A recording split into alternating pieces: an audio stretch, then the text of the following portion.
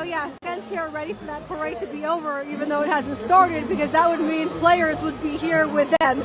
They are ready to pounce on these guys. They just want to give them all the love in the world. Take a look around me, guys, in the Battery. People still trickling in here. Probably people from that parade will head over here once they see, the buses come through. I'm with Marquell right now. Marquell, how good is it? Or how does it feel to be a Braves fan today? Oh, it's a great feeling to be a Braves fan, one, because the last time they won, it was 95. I wasn't even born, so this is like my first championship for the city of Atlanta. So I feel like it's a great feeling just being out here with my friends and family, man. It's blessed to be able to win for the city and everything, so I'm pretty happy to be out here. Now, have your parents shared with you the heartbreak of the years of being Braves fans, and since you weren't born the last time they won it? Yeah, I remember coming to Braves fan as a kid and Turner Field, and they really weren't good. But you saw the flashes last year, especially with the heartbreak from last year, being up 3-1 on the Dodgers and then just basically blowing the lead. But then just to be able to finish it and win the whole thing with the season that we faced, with the adversity of players getting hurt and different things of that nature, is pretty cool. Marquell, you look like a man who likes all of the sports teams here in Atlanta. Do you think the curse is broken? Yeah, I feel like the curse is broken. For the most part, all the teams look really good. The Falcons, I feel like are turning around, and I love the Hawks. So.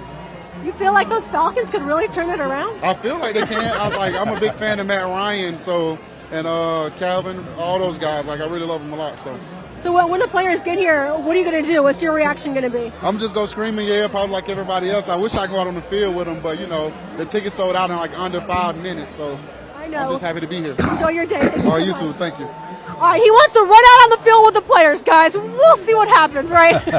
Emily, it's going to be really interesting to see that we've heard from our reporters in the field that the police are making sure that no one, bum rushes the trolleys or the cars that the players are in.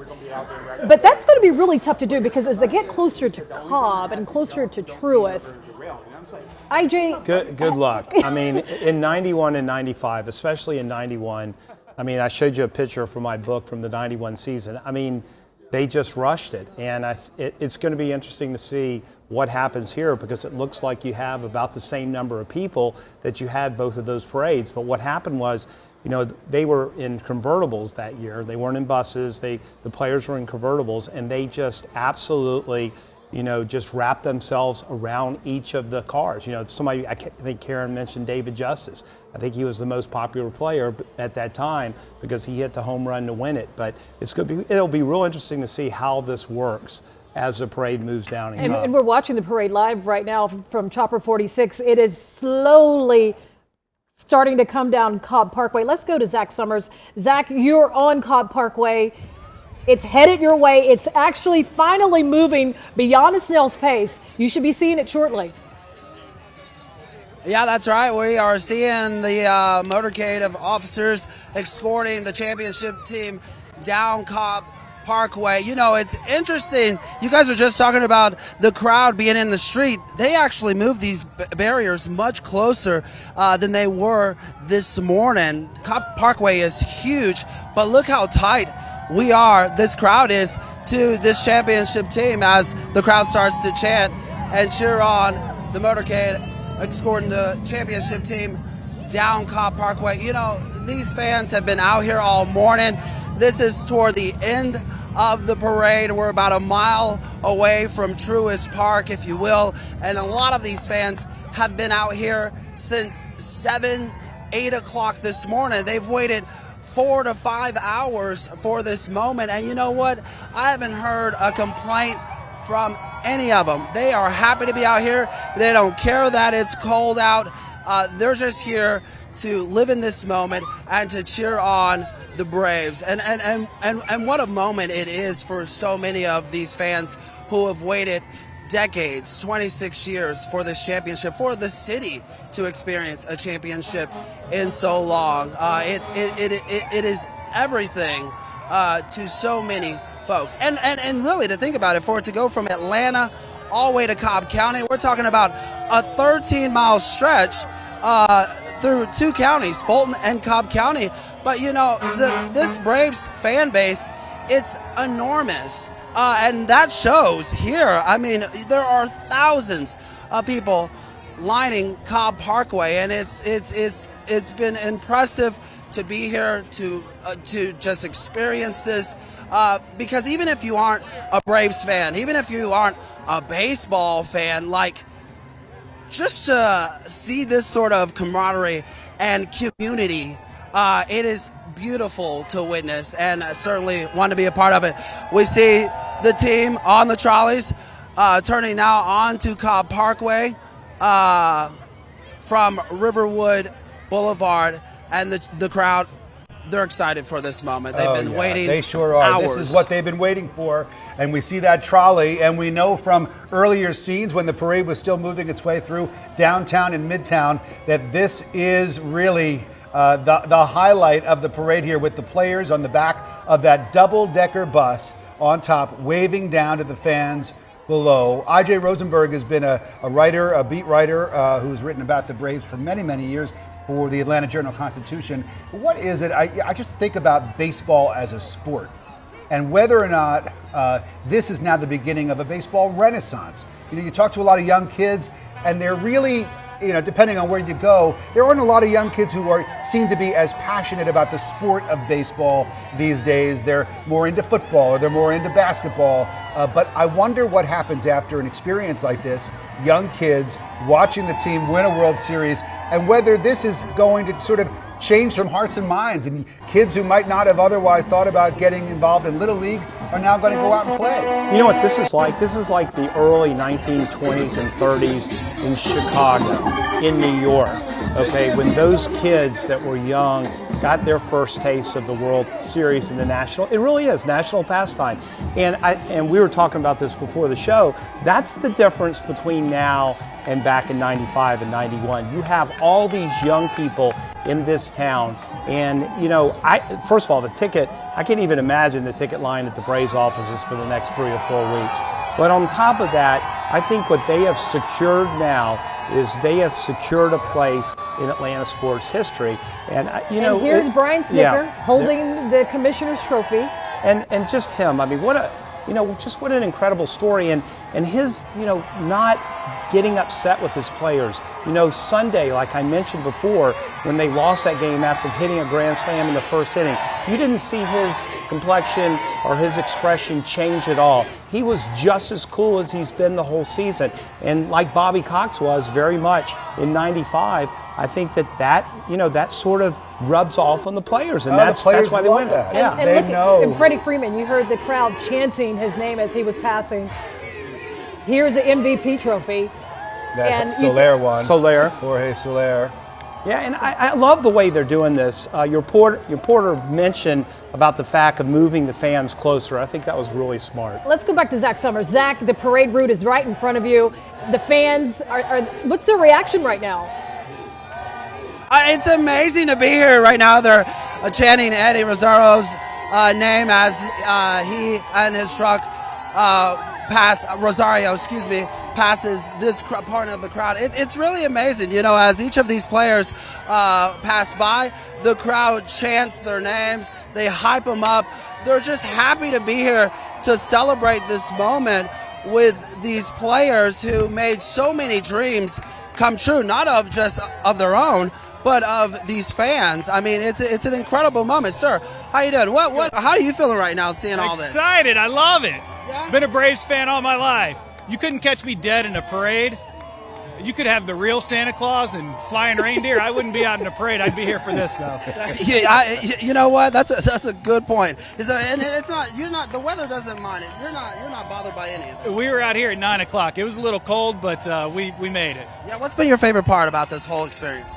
This part, seeing Freddie and Soler, Snick come through with the trophies, that's pretty cool stuff. Yeah. You sharing this moment with anybody? My family. All 4 of us are here. And talk about that, to be able to share this moment with your family. You don't get to enjoy these moments too often, especially as an Atlanta fan, so you take advantage of them when you got the opportunity, that's for sure. All right, well, I'll let you enjoy that moment. So many fans have shared that sentiment out here today as we continue to see this parade pass us by. Headed for Truce again, about less than a mile from here. They'll start to head toward the Battery, where, of course, this parade will end with a concert at Truist Park. Much of the players, those big-name players, have already passed us, but this crowd, they're still hype. We still got players on some of the other trolleys. And again, it's just incredible to witness a sign here. You are number one on the field, number one in my hearts. And you gotta think, for these players, they've worked so hard for that moment to win the World Series and to get this love back from their fans. It's incredible. Zach Summers, we're going to come back to you in just a minute, but we're going to go to Victoria Carmen, the early entry point. As they get closer to the Battery, they are starting to enter into that territory. That's where Victoria is along Cobb Parkway. Victoria. All right, we're trying to get that shot for you guys. Are you there, Victoria? Tell us, what are you seeing? Okay, well, we're going to come back to Victoria in just a second. But let me bring you back in. Yeah, Rick, I want to ask you, IJ. we just saw Tyler Matzik up on the float. I think that his story is also one of the best stories of this postseason. Independently. I mean, forget it about even winning the World Series. The fact that he's even in the sport after having to leave the sport for a number of years because of a severe anxiety problem. Well, think about it. He was a first-round pick of the Colorado Rockies. I mean, look at the entire bullpen. Will Smith. I mean, first part of the season, he couldn't get anybody out, the closer. You talk about A.J. Minter, Luke Jackson, and then Tyler Matzik, which probably is the best story. I mean, he was in the independent league. You know how hard and how far you are away from Major League Baseball, much less a World Series championship. He was, for the most part, unhittable in the series. What made the magic pop? Was it? I heard you say earlier in our coverage here that the third baseman coach was Ron Washington, played a pivotal role in making that magic happen. Well, and I think, look, I don't want to take away anything from what really did happen. And, Ron Washington, third base coach for the Braves, was out there every day, 3 hours before the game, throwing grounders to Dansby Swanson. This team... He was throwing grounders, and they're throwing pearls from this trolley right now. That's Jock. Is that Jock some pearls. Well, and spinning them around. But these guys, look, these guys worked extremely hard. It does make a difference, all right? And once you get 100, 120 games into a season where it's 100 degrees, it's hard to do things outside the game. But I really think that that whole coaching staff really worked with the bullpen. They took a lot of extra batting practice. And, the other magic was there, and combined with the hard work and the fact that some of these guys are really good players. Look, Austin Riley might end up being the league MVP this year. Listen, Blooper got a lot of attention this season, too. He made a little cameo in Houston. Did you see him twerking there? It was really fun to watch at the time. But let's talk about the team. Austin Riley here. A lot of players on the team. There's Ian Anderson, Max Fried. You have a team that the fans want to recreate the same magic for next year. I like the throwback jersey. You've got a lot of players that may not be here next year. Well, but if Max Fried, let's talk about him for a second. Glenn Diamond's a good friend of mine. He was, when I was going the beat, he was the TBS, and we talk a lot about baseball. And when I saw Max, in the National League Championship Series, he didn't look confident. He looked, in my opinion, he looked a little bit nervous.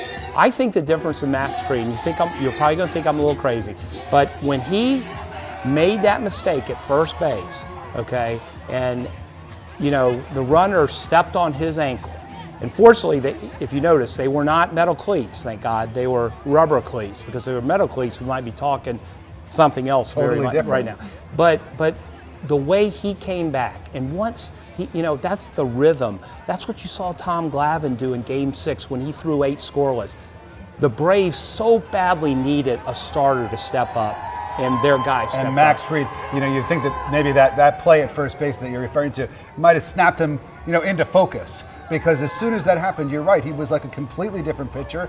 And of course, he pitched those 6+ shutout innings in that final clinching game after 2 rough outings before that. Although I kind of got the feeling that he was not going to have 3 straight rough outings. He was due for a good one in that game. He was due for a good one, but you have to give him a lot of credit, because this isn't like middle of the season coming out of a slump. This is the World Series and coming out of 2 poorly games that you pitched. But look, I thought Max is just another piece just another huge piece of what's happened with this team.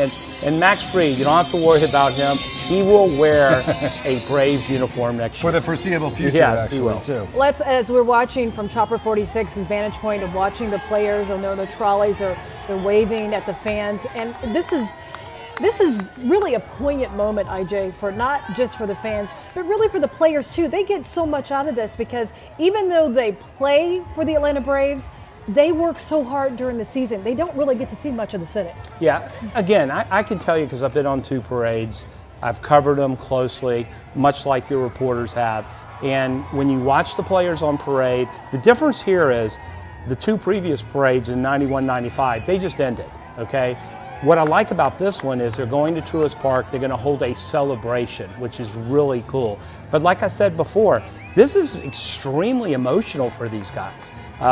Jock Peterson, who is, just he's a tough guy. He speaks a lot of words that we can't put on air. But at the same time, I can guarantee you that every one of these players at one point or another in this parade has had a tear in their eyes. This is that emotional for them. And I think it'll even get more emotional inside Truist Park when 45,000 people are there and Ludacris and Big Boy. I mean, this is just going to be one big party. And the tickets to get are the hottest ticket in town. It's sold out in less than 2 hours. And if you don't have a ticket, you're not getting in. No, you're not. Trust me, my kids tried and I tried. But even when you're screamed, you couldn't do work. it. How is this different for the media compared to 91 and 95, and now we're covering a championship in 2000? Well, let me show you. Let me show you something real quick, and I'll try to. It's very, very different. So, back in the day, it was newspapers and stations like this one, okay? And we basically wrote the stories for the city. I mean, I told people that I spent 5 years writing this World Championship story. I started the beat in 1991, and this is how people basically got their news. And can you see this? Yep, We're going to punch try it to up.